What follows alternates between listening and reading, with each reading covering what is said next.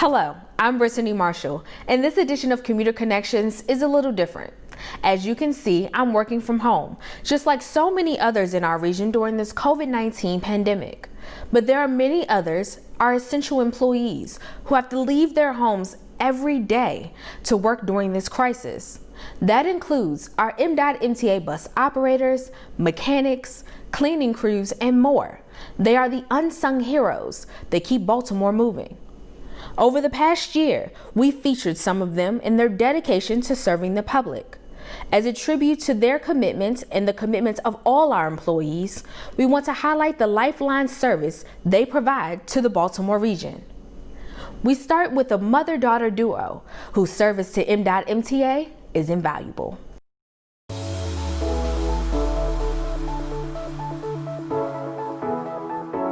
I'm Jacqueline Jones, and I've been with MTA for 18 years, and I am an A cleaner. I'm Bianca Traham. I've been at MTA for 8 years, and I work in the Transit Information Contact Center. I started with MTA in February of 2001. I became a security guard for the MTA police part-time.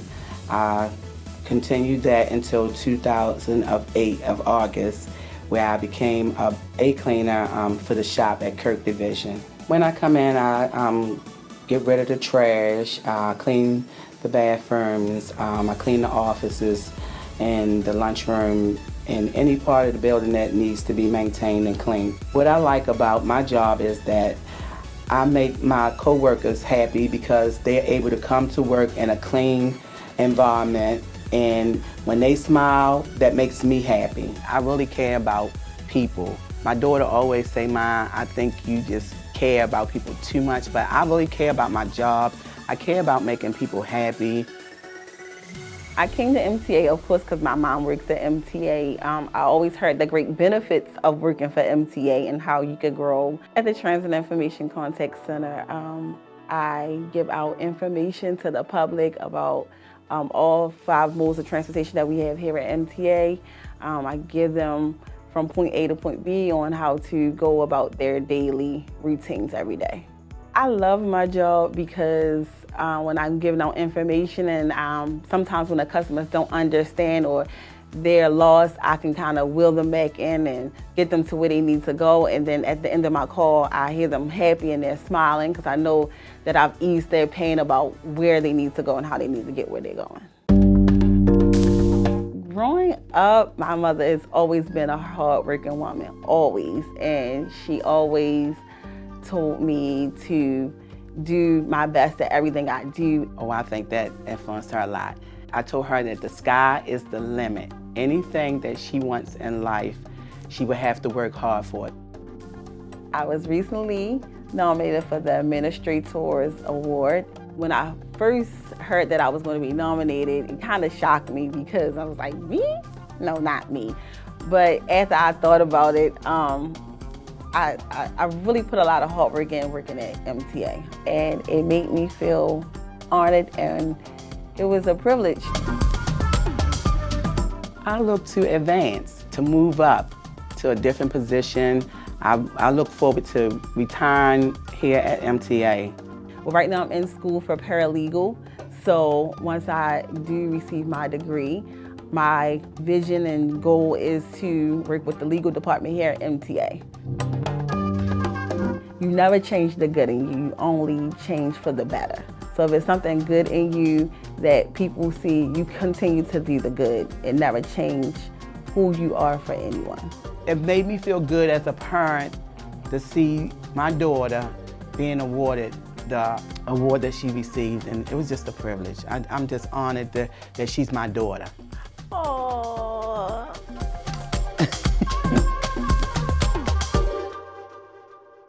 Now we move to the Kirk Bus Division for a look into Lee Sessions' 50 years of service. We talked to him about his memories and his dedication to the agency. My name is Lee Sessions. I'm the dispatcher at Kirk Bus Division.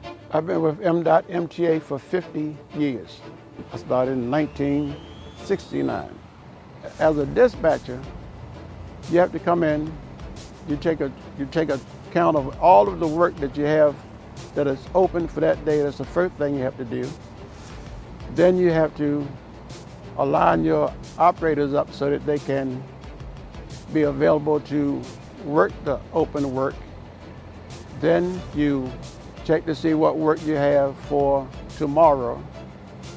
Well, my career began when I got out of service. Got out of service, I came here and I worked for about a year and a half.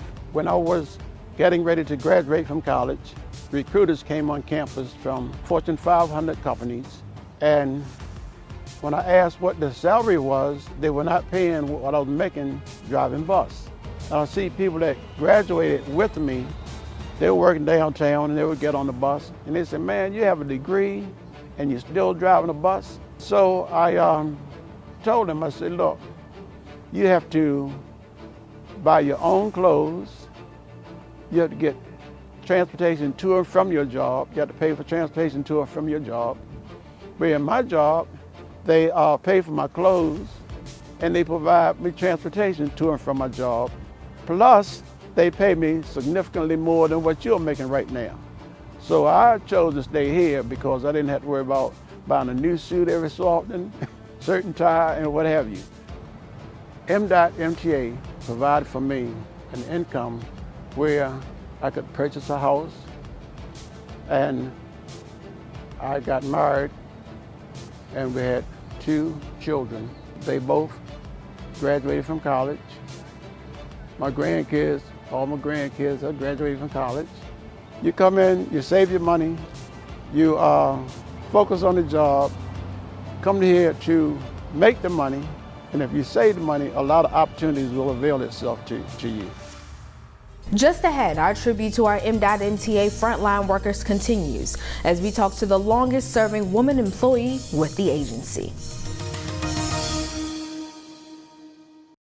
As the nation's doctor, I often get asked, what should I do if I think I might have coronavirus? People who are sick should stay home. You don't go to an emergency room, you don't go to a clinic. You get on the phone and you ask for advice and instructions from your physician.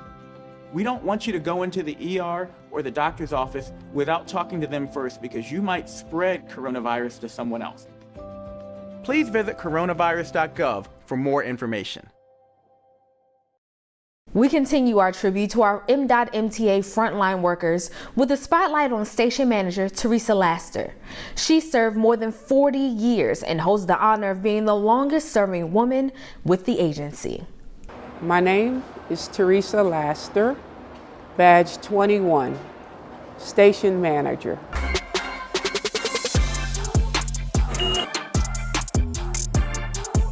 I have been with MTA 45 years and 5 months. I started August 23rd, 1974. When I first came to MTA, my first job was a bus driver. I drove the bus for 20 years. I enjoyed driving the bus. I got to meet people. I got to learn the city and the county. And above all, I felt free. At that time, there were not a lot of female drivers. The role of women have changed over the years tremendously.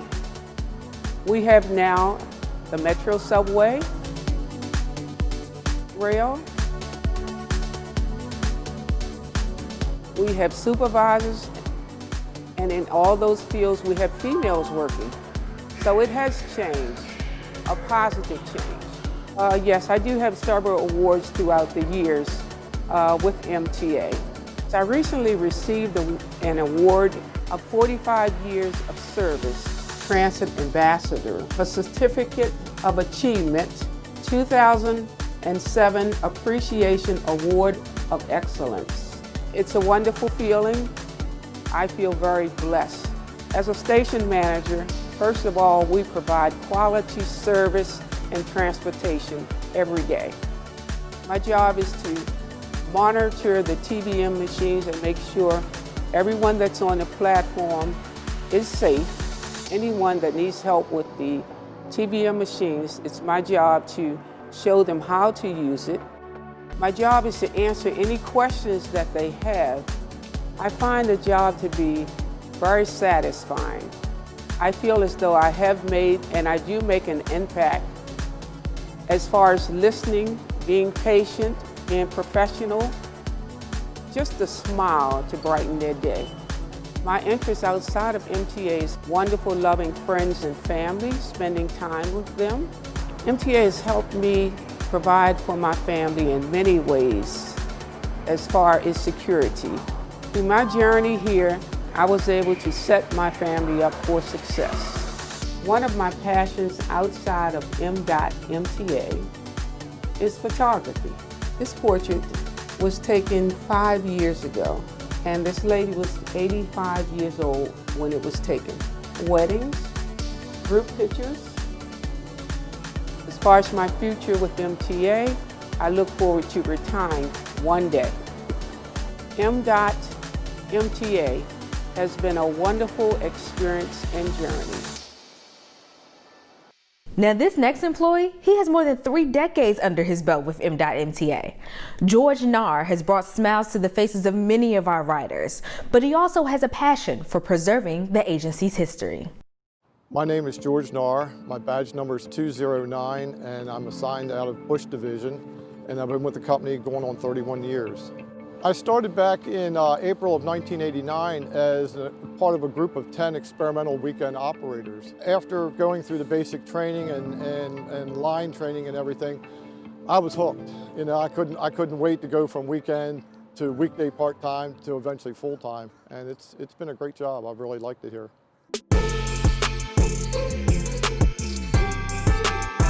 George comes out and drives the holiday bus every year for us. How many years have you done this? This will be my third year. Third year, yeah. You got 31 years. Yep. Really enjoyed it. Yeah. It's been a pleasure. It really has. I started looking around and I saw some other major cities like New York, New Jersey, Philadelphia, and Washington started to restore some of their older equipment that they had retired. And I thought, you know what? Here in Baltimore, we don't have nothing that we have saved, and I thought, you know, it's time to start looking to maybe start to preserve some of our transit heritage. Well, this bus here has a little bit of history. It was one of 19 buses that was built for MTA. Even though MTA had an order in for 25, we only received 19 because the flexible company decided to go out of business in 1995 while our order was on the assembly line. These buses were delivered in 1995 as designated by the first 2 digits of the fleet number. And they received the coaches 9521 through 9539 in the spring of 1996. Back in 1995, they still were using padded seats. As you can see, the blue padded seats here. In 1982, the MTA purchased 80 buses from the Grumman Corporation. These were 40-foot transits. And in 1997, this bus was reaching the end of its career, and since it was in such good shape, the MTA decided to convert this bus from a transit bus into a command center bus. Inside, it's decked out with tables, chairs, desks, computers, and even TV. But I best want to be remembered for starting a bit of transit history here at the MTA. Coming up next, a special bus operator dedicated to excellent customer service.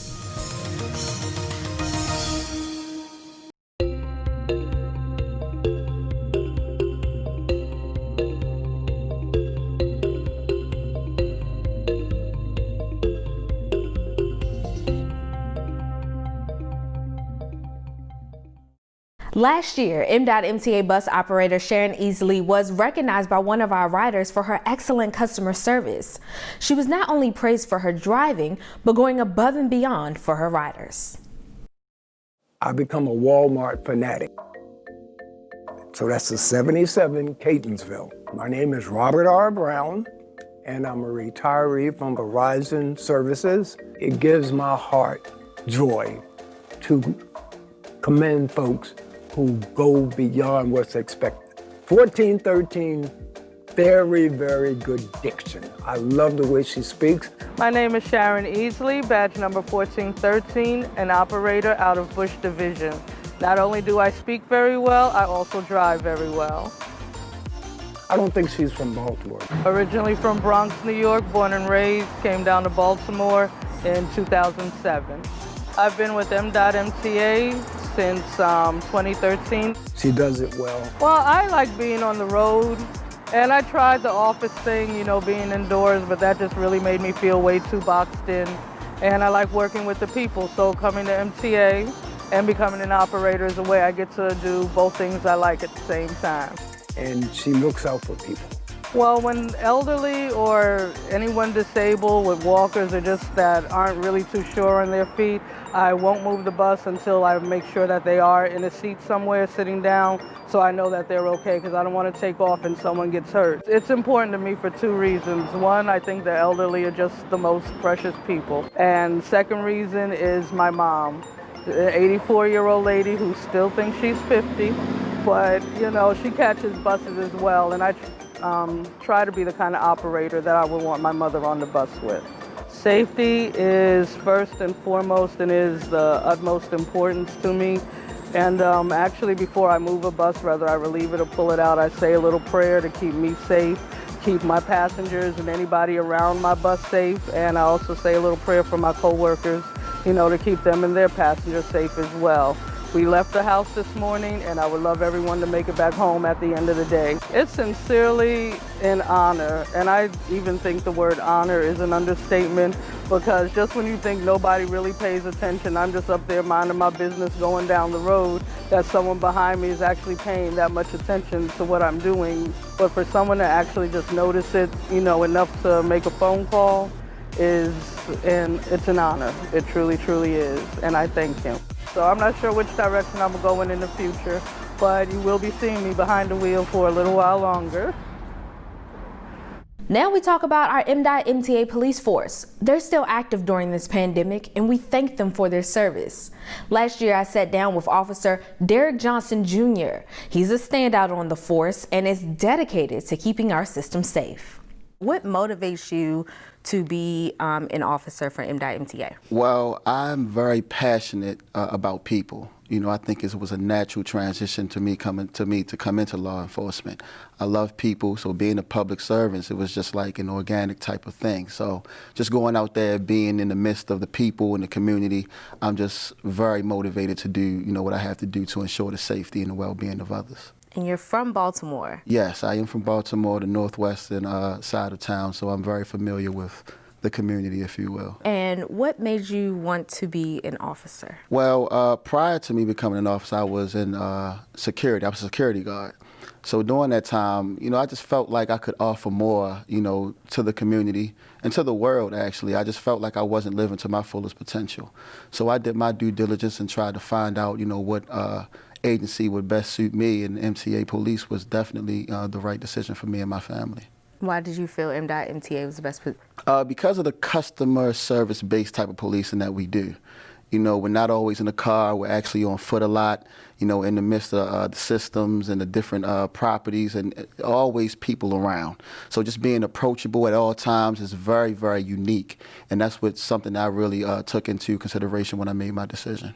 So tell me about a day in the life of you as an officer. What is it like? Oh, well, it's always different challenges when you're dealing with people. I learned so much about myself and other people because we come into contact with different people every day. So I'm going out to, again, the various transit facilities, doing property checks, just being vigilant, being approachable for people who may have some issues or whatever the case may be.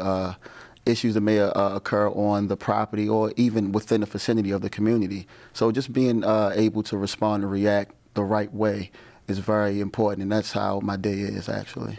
And tell me, what's the best part and the hardest part of the job? The best part for me, again, is just being able to assist others. You know, when people are in need and they need a problem solved and you're able to, you know, find some resolve and help them, that is so important and satisfying to me.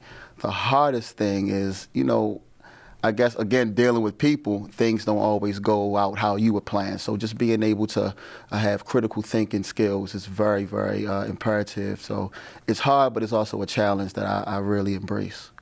And you said that you took time to figure out which agency was right for you. So is this job what you envisioned that it would be? It's more of what I envision because of, again, I'm a police officer, so a lot of authority and power is given to me, but to whom much is given, much is required. So because of that, I have to make sure that I maintain professionalism at all times. Even when I'm out of this uniform, I still have to conduct myself in such a way that is, basically of a police officer, a public citizen, a model, if you will. So I have to make sure that if I want to see the change, I have to be the change. So, and that's 24/7. It's not just when I go in, on duty. And being an officer can be a tough job. Absolutely. You put yourself on the line every day. Absolutely. For your community. So for those who are trying to get into a job like that, what advice would you give them? Well, I would say that this career, it requires a lot of physical, but more so mental fortitude. You're faced with obstacles and adversity throughout, the day. And people are looking to you to be that calm in the midst of a storm, So you have to just make sure that you're ready. And you won't know until you actually get into this profession. So I would just I would advise someone to really take the time out to see if this is something that they want to do, because it is a lifestyle. It's not for everyone.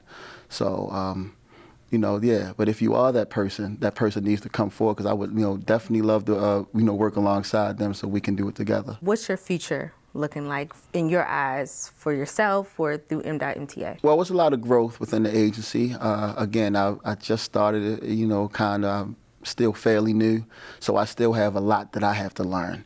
But I do aspire to move up in the rankings, different units that the agency offers that I'm definitely looking forward to, different challenges.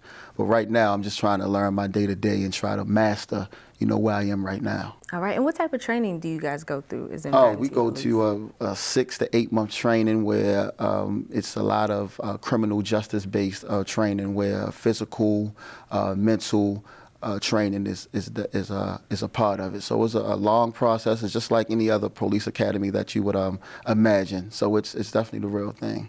Well, thank you for joining us. We appreciate it. My pleasure. And congratulations again. Thank you. Coming up, a bus operator who goes above the call of duty to help some of his youngest riders. Stay with us. Why should young people care about the spread of coronavirus? Well, we know that people with underlying medical conditions over the age of 60 are at highest risk, but they've got to get it from somebody. So we're asking everyone to be selfless for others so that we can protect those who are most susceptible. Not going to bars, not going to restaurants. It all just means physical separation so that you have a space between you and others. For more information on how you can social distance, please go to coronavirus.gov.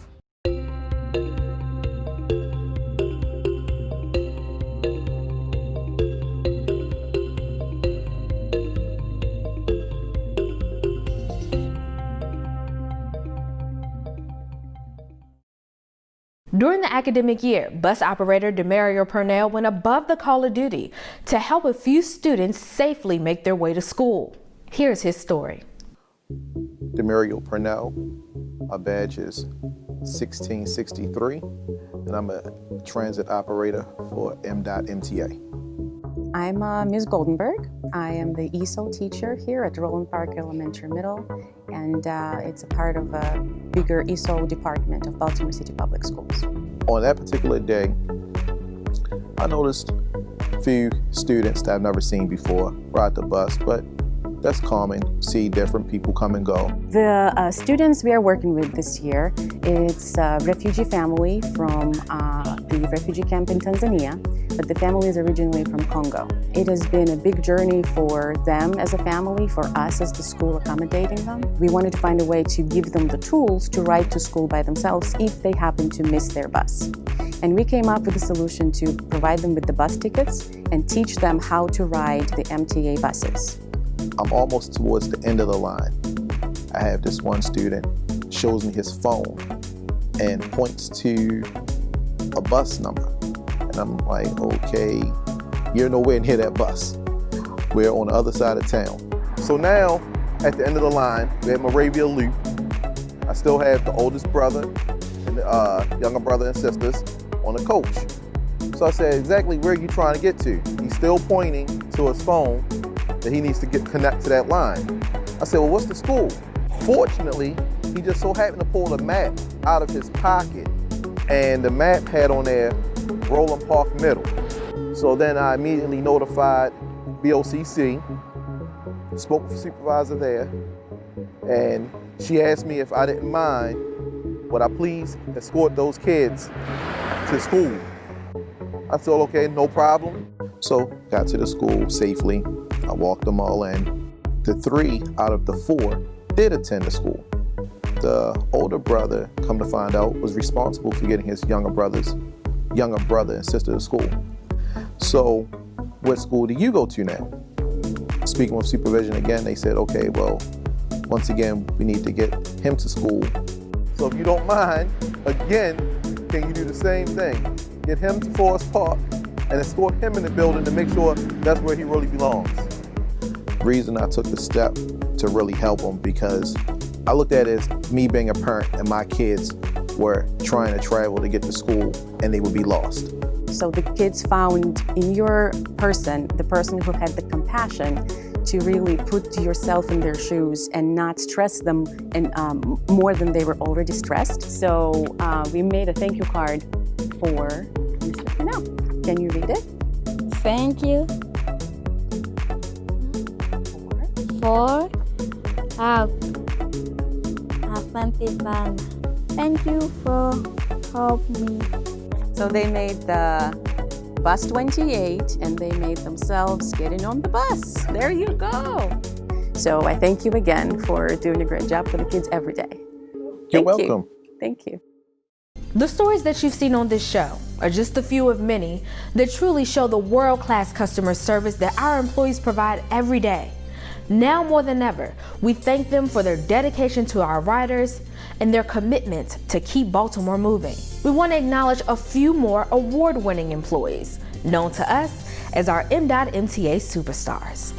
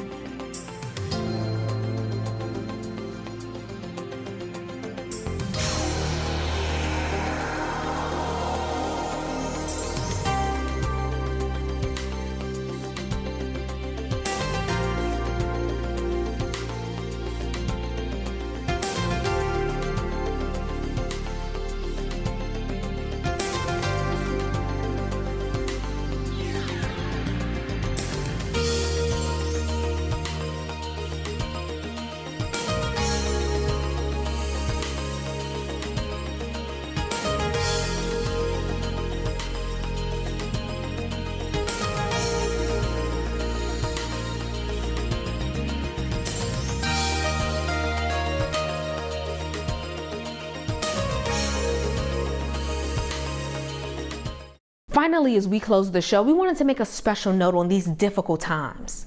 At M.MTA, we believe that freedom and progress are built on the ability to get around. The work that our transit professionals do is fundamental to making opportunities accessible to all, to improving people's lives, regardless of race, economic standing, or physical ability. Now more than ever, M.MTA's commitment to diversity, inclusion, and equity remain a fundamental part of who we are, as a transit agency, as individuals, and as your neighbors in the community that we love.